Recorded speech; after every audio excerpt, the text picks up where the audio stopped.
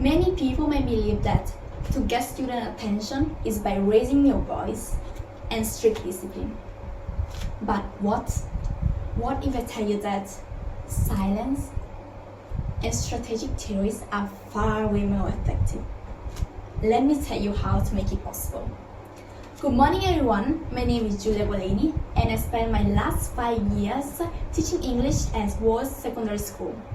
Today, I'm going to talk about attention grabbing. I'm going to share with you some techniques to capture student attention. This is an important topic because it's going to help you run effectively your classrooms and be more confident in handle even the noisiest classrooms.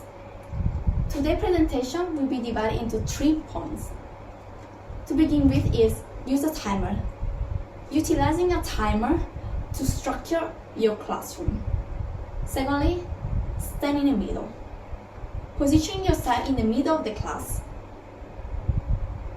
And thirdly, awkward silence. Utilizing silence to make your students quiet down. Today's presentation is going to last around 7 minutes. If you have any questions, please hold them at the end of the presentation. I will be free to answer them. So, let's dive right in. So, first of all, I'm going to talk about use a timer. Have you ever seen a timer?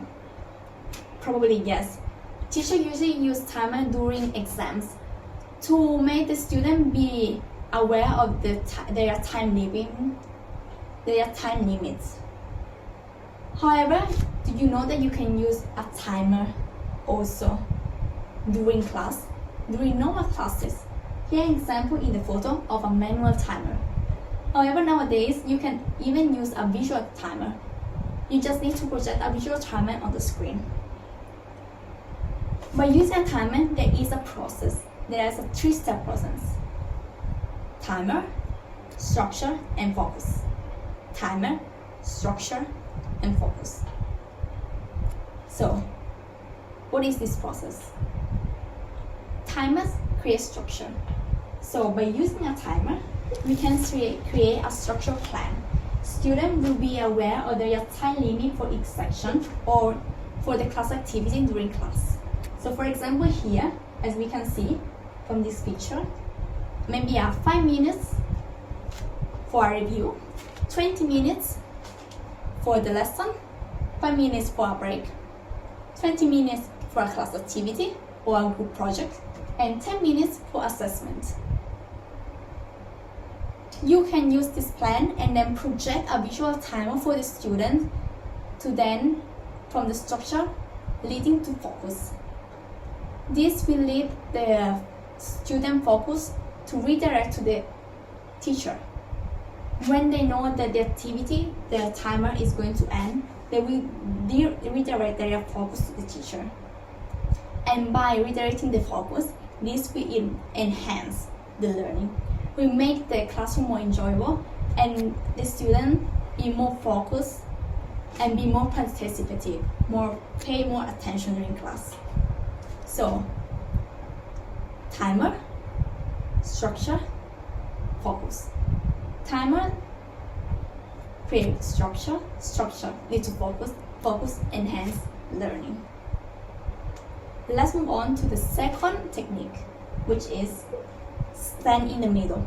Position yourself in the middle of the class. This will make you as a teacher, be more visible by positioning yourself. You don't need to stay at the front. Here an example by comparing the 2 positions. And you can see here 2 illustrations. In the first illustration, the teacher is at the front of the classroom, which will lead the student at the back to pay less attention and be less responsive. However, you can see in the second illustration, the teacher is standing in the middle of the class. By standing in the middle of the class, all the students will pay way more attention. You will feel more approachable to the students and more visible. Students will feel more attentive, be more attentive during the class.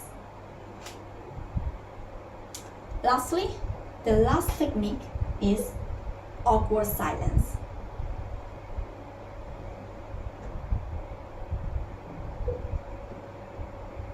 Is it awkward? Am I right? By awkward silence, everyone will feel, the student will feel the awkwardness. You don't need to raise your voice. You just need, when you want your students to pay attention to you, you just need to stay silent. The student will feel awkward and they will quiet down and calm down. This will also relegate the student to redirect themselves and to make the environment more calm. Silence commands attention. Noise breeds noise. Silence is the possible way to make your classroom and your students be more attentive. Here are some statistics from the handbook of 2024.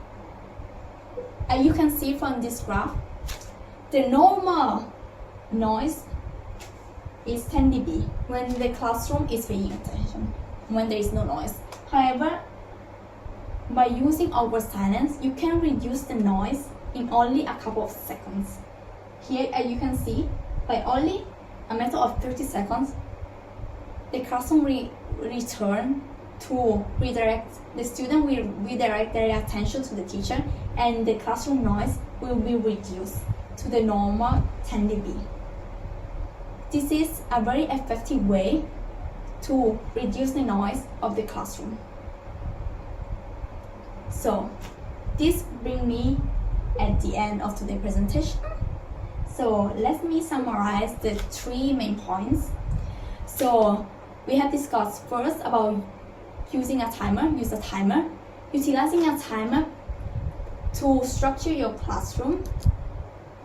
Secondly, we have discussed about standing in the middle. Position yourself in the middle of the class to make yourself more visible, more approachable, and control your class. And thirdly, awkward silence. Utilizing silence to capture the student attention and quiet the noise of the classroom. So I hope that these techniques are going to help you also for your classrooms and for your students. Remember, the goal is not to try for a calm environment. The goal is to create an environment that learning can thrive. As a famous educator said, John Dewey, education is not preparation for life. Education is life itself. So I hope you're going to motivate your student to pay more attention and to use these techniques to make your student more attentive. So thank you everyone for listening and thank you for your attention. If you have any question, feel free to ask. Yes? Do you have questions? Okay, so let me repeat the question if I have heard correctly. So your questions are so right. So your questions are how you can involve your student into the process by using these 3 techniques, and what if the techniques are not going to be effective and the students still don't pay attention. Am I right? Okay, thank you very much for your questions. These are really interesting questions that we should address. So for the first question, I would like to answer that we can involve the student in the process. We can involve the student in these techniques by cooperating with them. You have to be clear about your way of teaching, your way of using these techniques. If they are going to adapt with them. If you're clear, they will be easily be able to cooperative with you. As for the second question, which is if the students still don't pay attention, you need to have like a backup plan. By a backup plan, I mean positive reinforcement, like giving rewards to the students that pay attention. This will give the student that still don't pay attention be more they will want also to pay attention as the other students. Or if they still don't pay attention, you can have counseling. So speak privately with the student that's still unresponsive. Did that answer your question? Okay, thank you very much for your question. Are there any more questions? Yes?